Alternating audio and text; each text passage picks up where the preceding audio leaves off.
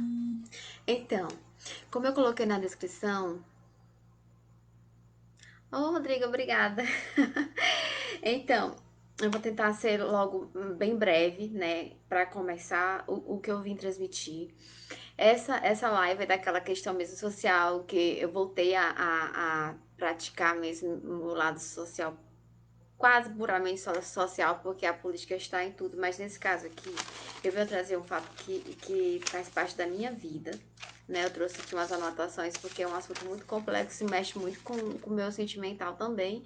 Então, eu fiz aqui um scriptzinho, né, da live APLV, para não perder o trilho. Enquanto as pessoas vão chegando, e eu peço meus amigos, meus familiares que estão assistindo, que compartilhem o link nos grupos, porque tem algumas amigas que pediram para eu compartilhar, só que como eu tô fazendo aqui no computador e usando o celular como câmera, eu não vou conseguir compartilhar o link agora, tá bom? Eu agradeço se compartilharem. Mas de qualquer forma, o importante aqui não é o número de pessoas que vai assistir agora no ao vivo, é até quem vai chegar essa informação e que ela sirva e que realmente, como é a minha intenção, que ela possa, inclusive, salvar vidas. Primeiro eu vou explicar logo direitinho, ou, em resumo, o que é a PLV, para não ficar tão perdida. A PLV é a alergia à proteína do leite de vaca. Ixi, tá alto aqui o volume. Desligar aqui o WhatsApp, não vai ficar só pitando. Sim, aí o que que acontece? Eu tenho uma experiência na minha vida que eu vou contar agora enquanto as pessoas vão chegando. Qual a minha experiência com a PLV, com a alergia à proteína do leite de vaca, certo? Eu já tinha ouvido falar um pouco antes de engravidar a primeira vez. Uma amiga do instituto tinha um filho que tinha alergia a leite. Eu achei muito estranho, nunca tinha ouvido falar disso, né? E aí, quando meu filho nasceu, né, durante toda a gravidez, as pessoas ficavam mandando eu tomar leite, né? Praticamente eu botava leite no arroz. Não é porque é pra poder dar, você criar muito leite, né? E assim eu fiz. Fiquei durante a gravidez consumindo bastante leite. Quando meu bebê nasceu, era leite em praticamente tudo, no suco, nas merendas, tudo com leite. O suplemento que me indicaram para eu tomar também tinha leite. O meu bebê nasceu, depois da gravidez muito complicada, nasceu com um baixo peso, bem pequenininho. E eu não consegui amamentar no primeiro dia, eu fiquei com muito medo porque ele era muito pequeno, nasceu antes do tempo. E aí, apesar de ter nascido a termo, graças a Deus, mas ele nasceu antes do tempo. E a nutricionista da maternidade deu a fórmula para ele, né? E aí, a partir daí, então, começou a nossa saga. Ele não dormia. O menino chorava direto, direto, direto, sempre com cólica, com regurgitando. E as pessoas, não, isso é normal. Isso todo mundo sabe de muita coisa, né? Todo mundo sabe dizer muita coisa. Todo mundo é médico nessas horas. Aí isso é normal, os 3 primeiros meses tem muita cólica. Aí eu ligava pra médica, não, bota dentro da água morna, porque melhora. Eu disse, não, gente, mas isso aqui não é a cólica normal. Eu já cuidei do meu sobrinho, cuidei de outras crianças, e ele sofre demais, te dá o remédio não passa, e ele sempre sofrendo mais e mais, ficava o abdômen distendido.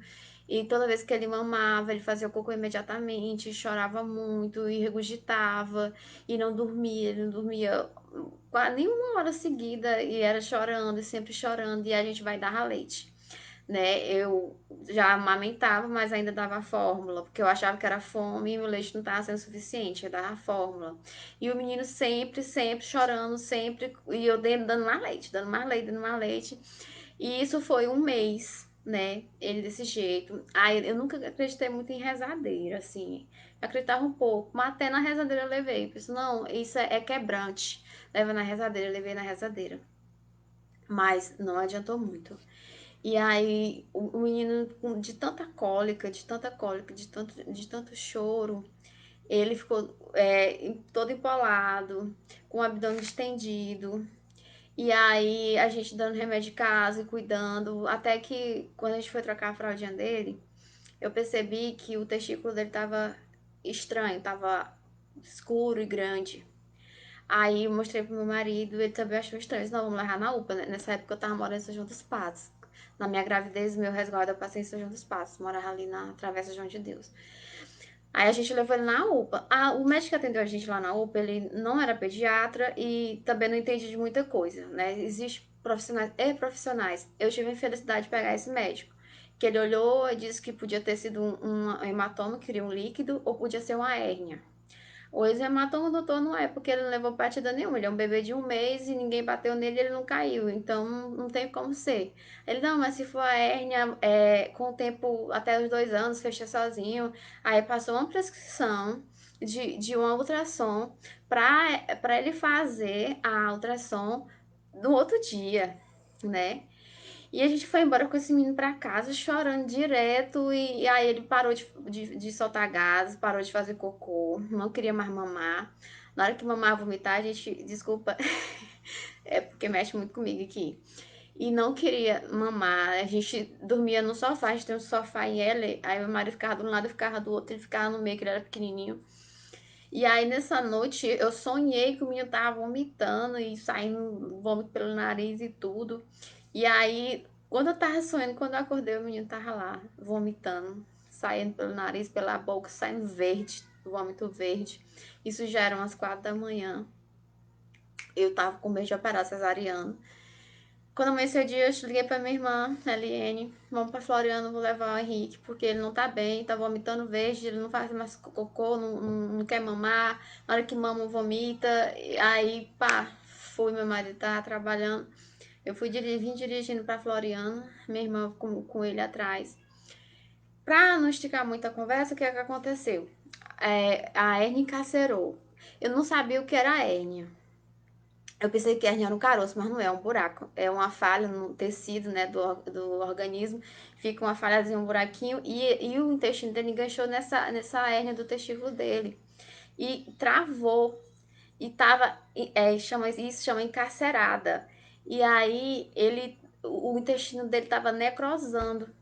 Eu levei ele em vários pediatras, nenhum tinha vaga. Eu consegui uma que avaliou ele no Hospital João Paulo, encaminhou ele imediatamente para ser avaliado por um cirurgião no Tibério Nunes, que o cirurgião falou para mim: mãe, como você deixou isso acontecer? Seu filho está morrendo, né?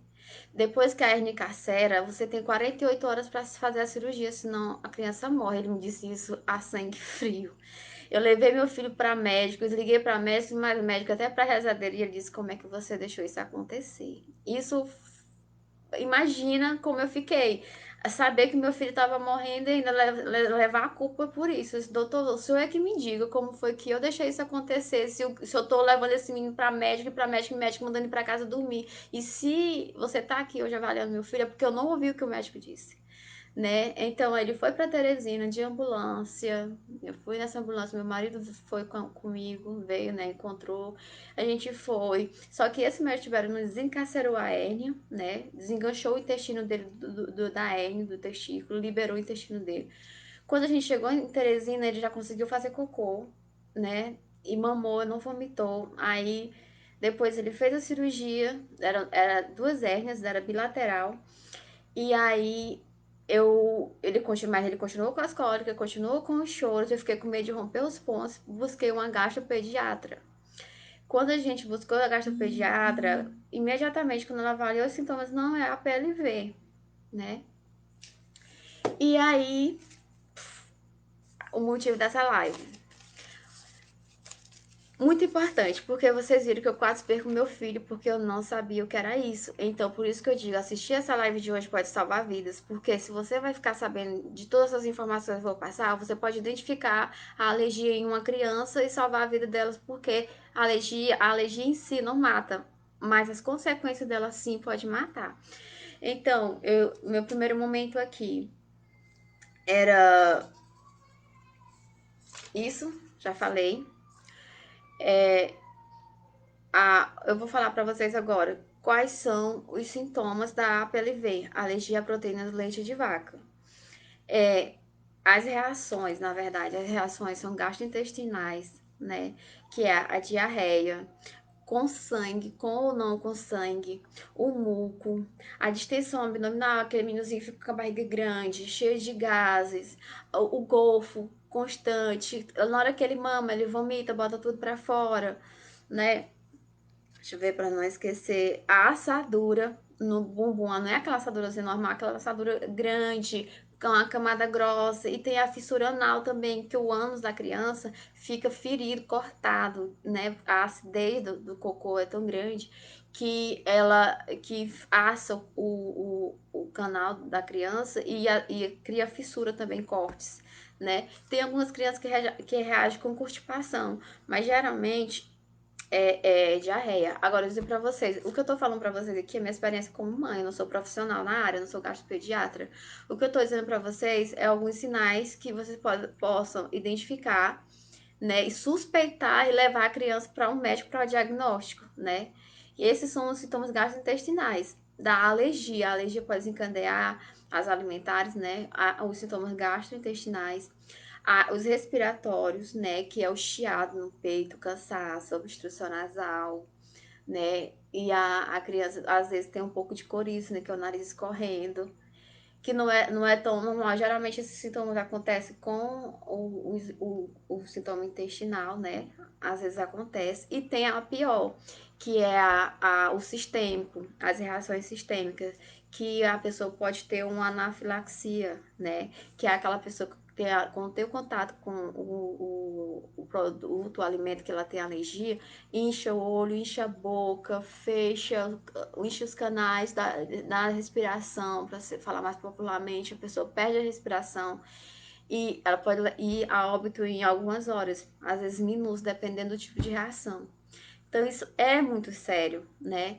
Mas o sistêmico, a reação sistêmica, ela é bem mais grave e, graças a Deus, mais difícil de acontecer com a alergia alimentar, mas acontece. Eu tô falando de APLV, mas a alergia acontece com vários outros alimentos, né? Tem crianças que é alérgica à carne, à soja, a ovo. Ovo é outro vilão, muitas crianças são alérgicas a ovo, né? E esses são os que eu mais conheço, né? Então, eu falei dos sintomas.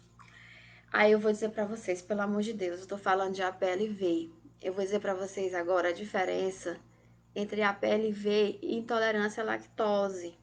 Não tem uma coisa que angustie tanto uma mãe de alérgico quando a pessoa confunde a APLV e intolerância à lactose. A APLV é uma alergia à proteína do leite de vaca. Quando a criança tem contato com essa alergia, ou, desculpa, com as proteínas do leite, o sistema imunológico, o sistema de defesa dela, começa a produzir anticorpos e agentes inflamatórios que causam inflamação do intestino ou as outras reações alérgicas, entendeu? A lactose é o açúcar do leite, né? E a pessoa tem intolerância à lactose porque ela tem uma falha na produção da lactase, que é uma enzima que faz a digestão, digamos, da lactose, né? E aí a pessoa ou ela tem pouco ou não tem, e por isso ela tem reações que só são gástricas. A intolerância à lactose é só intestinais mesmo, é a cólica, diarreia, né? E gases, a distensão abdominal. Ela não vai ter a reação sistêmica, ela não vai ter a reação imunológica, porque o sistema imunológico não reage sobre isso, é só intestinal. Então a intolerância à lactose é a pessoa não conseguir digerir o leite, ou o açúcar do leite. O leite tem açúcar igual a beterraba tem, igual a cana tem, outros alimentos têm, certo? A proteína do leite é a composição completa do leite. Então, geralmente, quem tem alergia ao leite também tem intolerância à lactose, até porque a lactose, ela não, por mais, ela não desassocia da proteína assim tão facilmente, né? E, inclusive, a pessoa pode ficar curada da alergia e continuar com intolerância e vice-versa, certo? Então, é muito importante identificar quando você,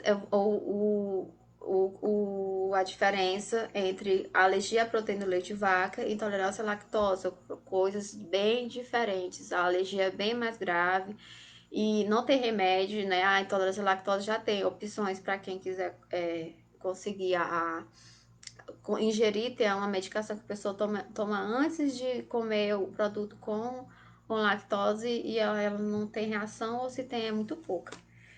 Pom, pam. Deixa eu ver aqui se eu falei tudo. Uhum, falei tudinho. Isso aqui. Próximo tópico. As atitudes suspeitas. Eu falei dos sintomas, só que tem algumas reações da criança que também, em conjunto com os sintomas, você pode perceber que ela tem alergia ao leite. É a dificuldade para engolir, é fartio, né? Não quer comer, a recusa alimentar, fica rejeitando a comida, fica satisfeito com pouca coisa, né? A criança fica desnutrida, não evolui bem, não cresce, perde peso, né?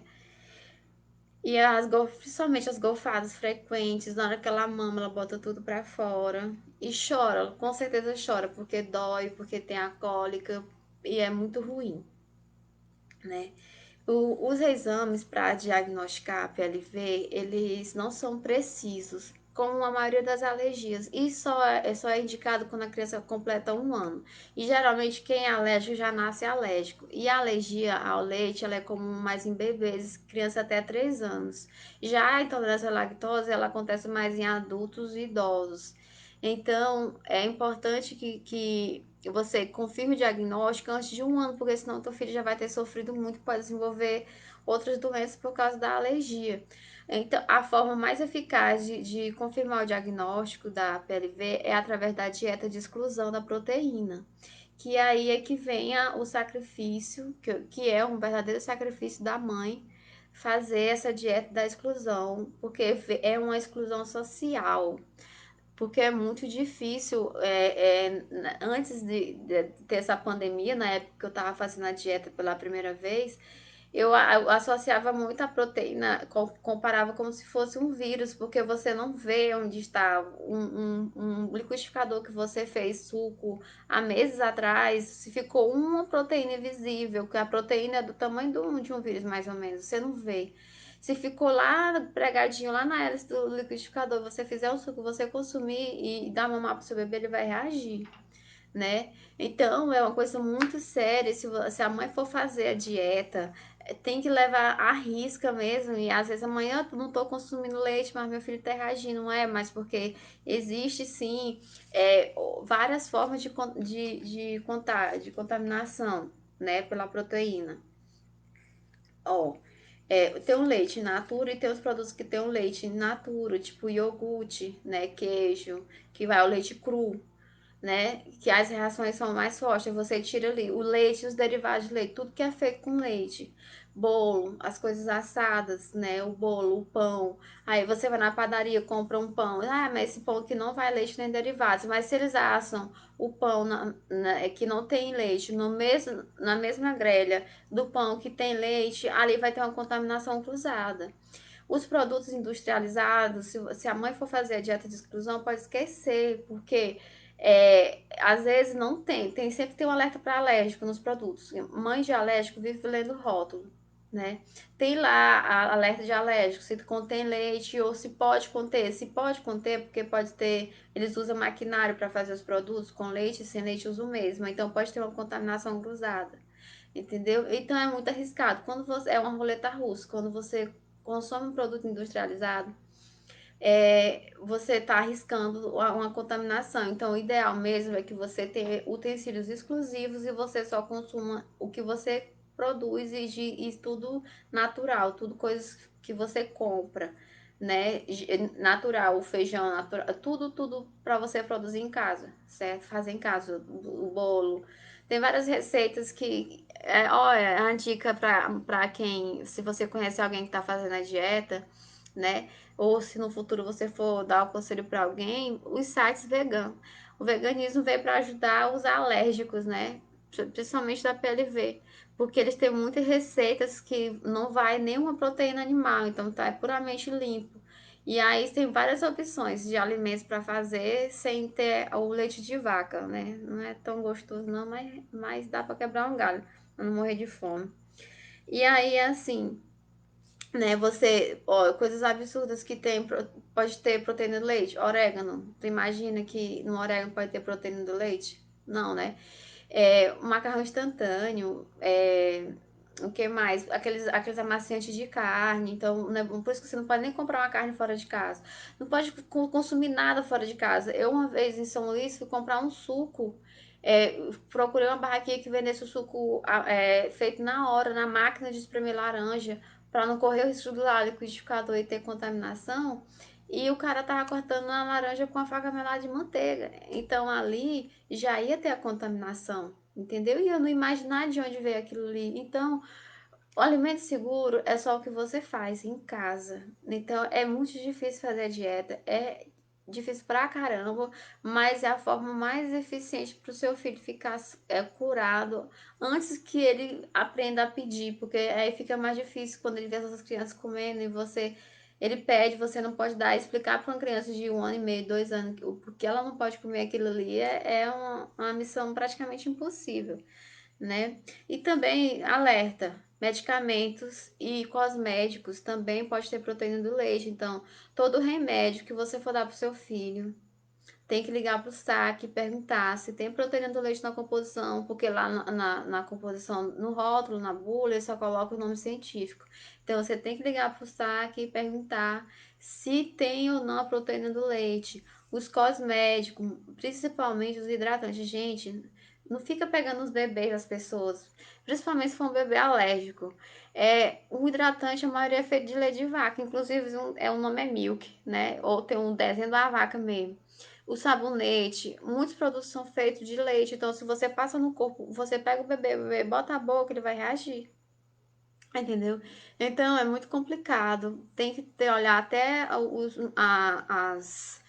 os cosméticos que não usam, né? No caso, os veganos vão entrando de novo, ajudando que lá nos sites veganos, nas páginas do Instagram, tem a lista dos produtos que são veganos. Se é vegano, não tem origem animal. Se não tem origem animal, não tem proteína de leite de vaca. Então fica mais seguro, né? Tem algumas marcas que são seguras porque não usa proteína de animal de forma alguma. E outra coisa, não adianta só fazer a dieta do leite de vaca substituir por leite de cabra ou búfala, porque a estrutura do leite de búfala e de cabra é praticamente a mesma do leite de vaca. Então, a criança que reage a leite de vaca, ela vai reagir também a de búfala e de cabra. Então, é extinguir. E a última consulta que eu fui, a doutora falou que a orientação hoje é que se faça a dieta também de carne de gado, porque pode ter uma contaminação cruzada. Aí, gente do céu, eliminar até a carne de gado é muito difícil. Vou já dizer pra vocês o que tá acontecendo.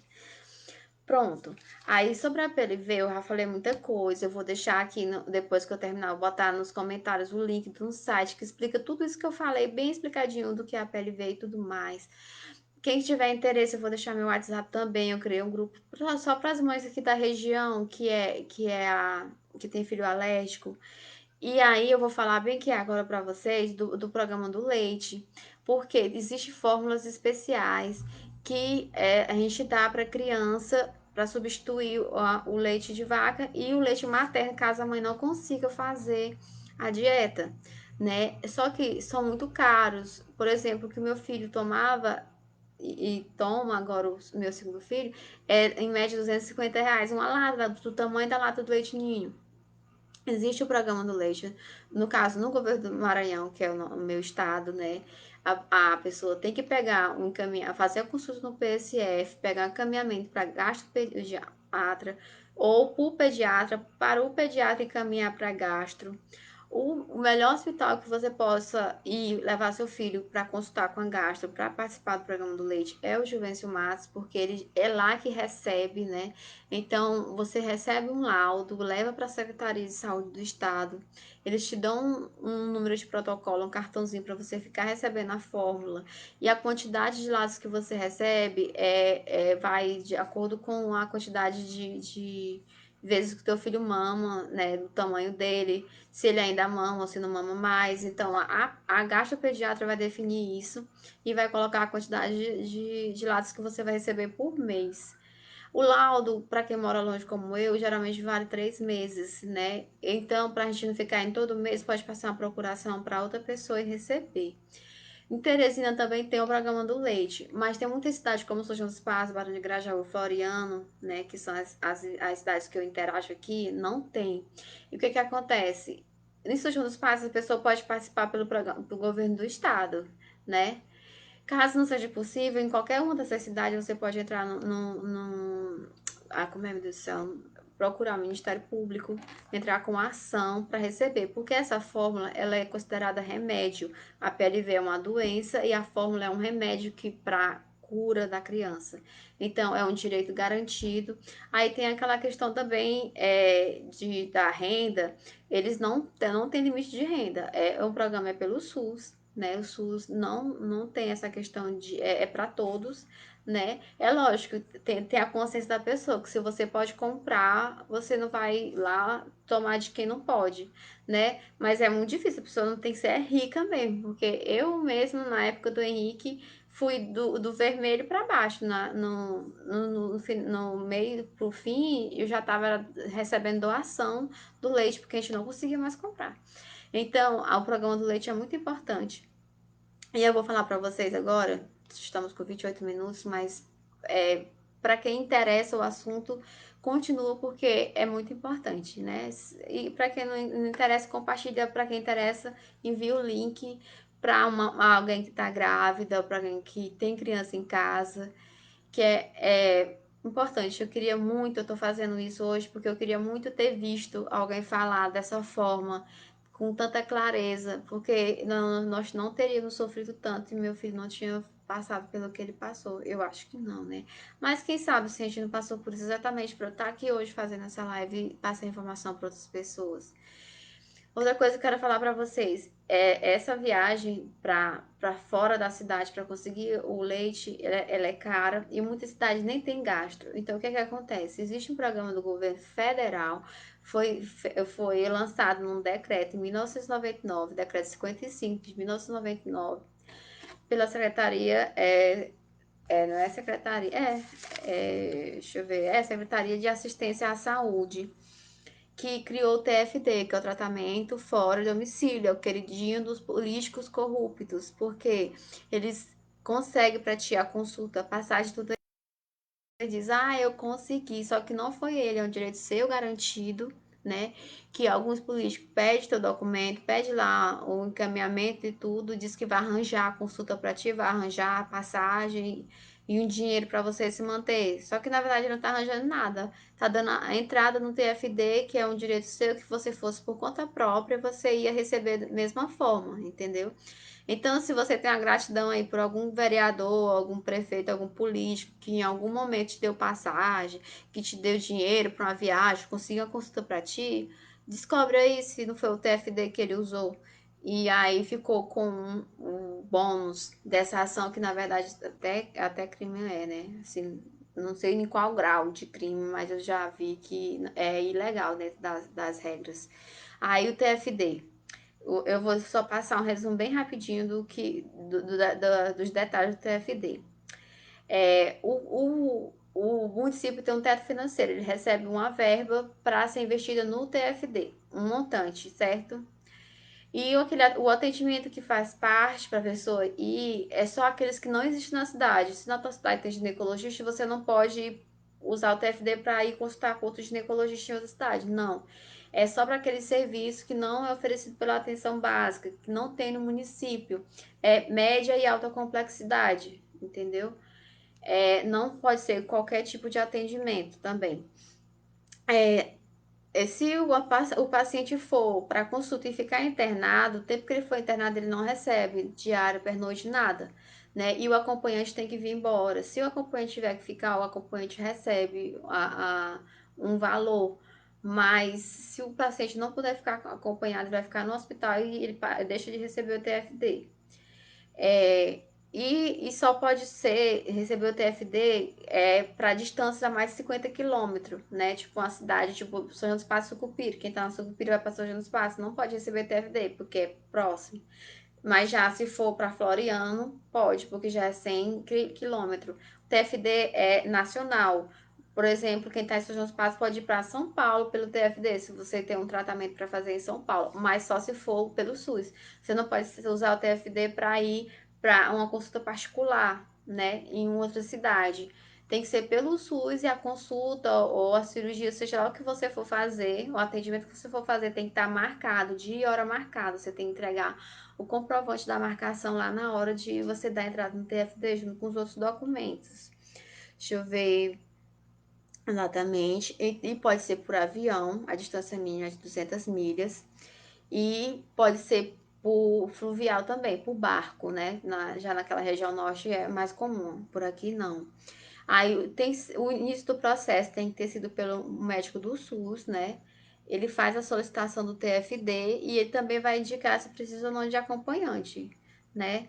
No meu caso, era evidente que eu precisava de acompanhante porque eu estava com um bebê e a viagem era para São Luís, 12 horas de viagem, não tem como uma mãe viajar com um bebê 12 horas sozinha, né? Tem que ter um acompanhante. Aí, no caso, como ele é bebê de colo, fica eu e um acompanhante. É exatamente isso, precisa justificar. No meu caso era isso, mas às vezes o paciente está doente, está debilitado, não pode ir só. Existem N motivos, né? E aí o médico vai indicar e a equipe do TFD, toda a cidade tem uma equipe do TFD, ela vai avaliar a situação e determinar o valor que você vai receber. E no retorno você tem que prestar conta, né? E a, isso também só é permitido viagem para fazer procedimentos ou tratamentos que você tem chance de cura parcial ou total. Se for um paciente terminal, por exemplo, eles não fazem, nem via para fazer tentativa de algum tratamento. Já tem que ter uma possibilidade de cura. E essa questão também das condições financeiras, né? Aí também é bem relativo, porque você pode ter uma estabilidade e em um momento na doença você ficar em crise financeira, não ter condições naquele momento de fazer aquela despesa. Então isso é muito relativo e aí a equipe do TFD que vai avaliar tudo isso, né? E no caso, se você estiver precisando de fazer esse procedimento, o TFD está demorando e você teve que ir, se você comprovar que realmente precisava e tudo, se você já tivesse dado entrar no processo, você consegue o reembolso dos seus gastos, certo?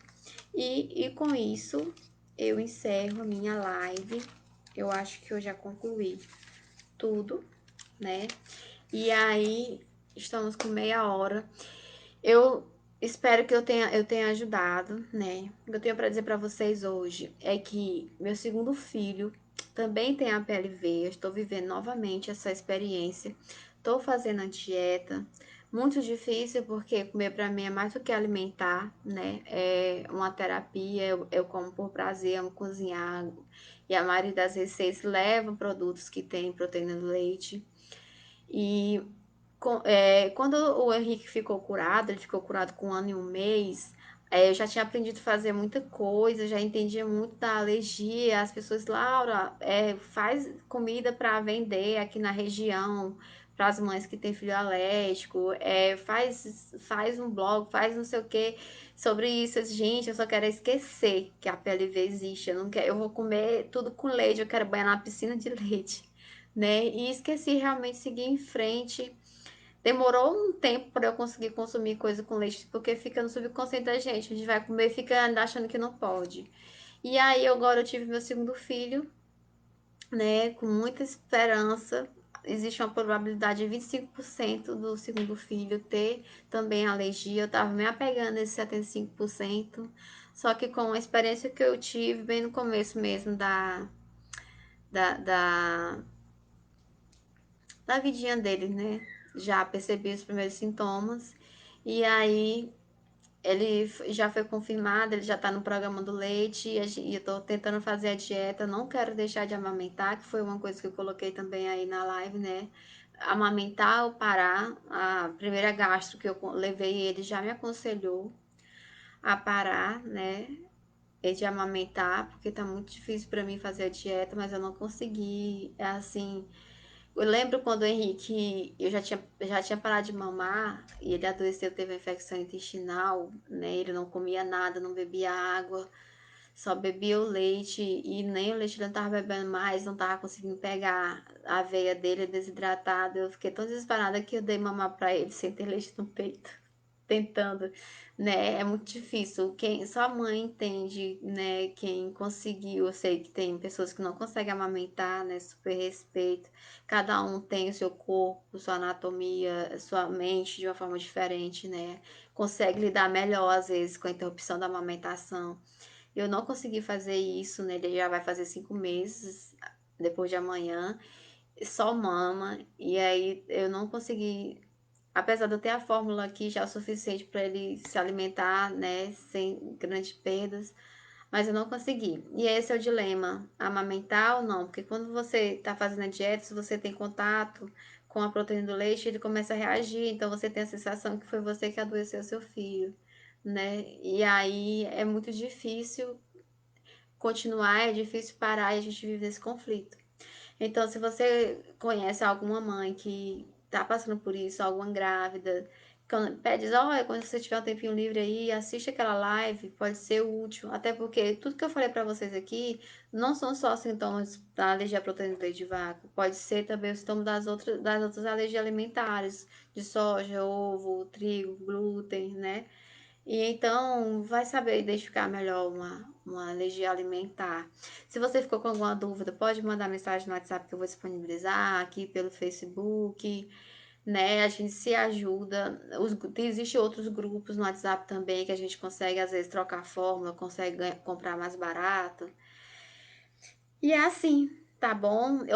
O celular tá em cima do notebook, eu passei a live toda me olhando. Eu me achei tão bonita que eu fiquei só me olhando, né? Falando aqui comigo mesmo.